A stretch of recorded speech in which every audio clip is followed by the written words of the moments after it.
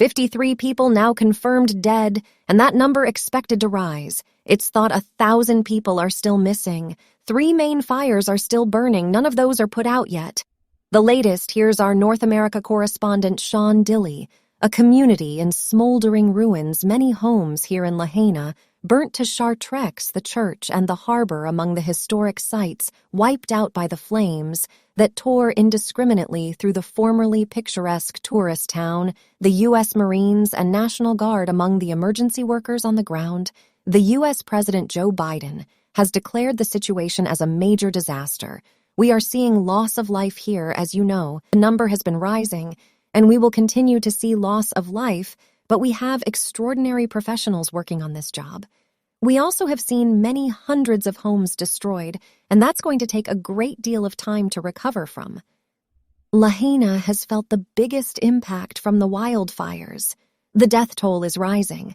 Most fires are under control, but authorities are still working on a number on Maui, and the neighboring Big Island here in Lahaina rescue efforts are moving more quickly, now that winds of up to 80 kilometers per hour have died down military resources, opening up a path for rescuers to search for survivors and to recover those who have died. Authorities in Lahaina say their 150-year-old scorched fig tree should recover, but it may take far longer to regrow a community robbed of so many houses and hundreds of years of history. Sean Dilly. Well, Max Matt says, a U.S.-based BBC digital reporter he is, at one of the relief centers on Maui. And earlier he told us about the situation on the ground there.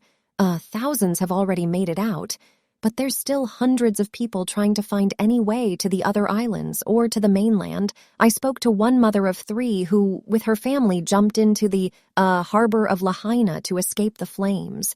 She was battered against the ruts all over her legs, and then eventually they had to sleep after a firefighter found them running through the flames, and they got horribly burned, and now they're heading home to Kansas. We met other people who found other close calls, turning around, leaving everything behind, all of her medication, laptops, clothing.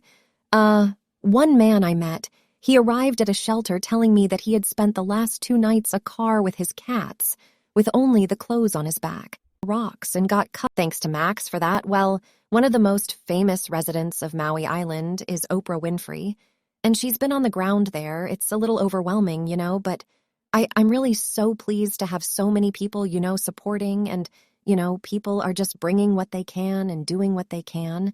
So I came earlier just to see what people needed and then went shopping because often, you make donations of clothes or whatever, and it's not about what people need. So I actually went to Walmart and Costco and got pillows, shampoo. Oh, wow, that's great sheets.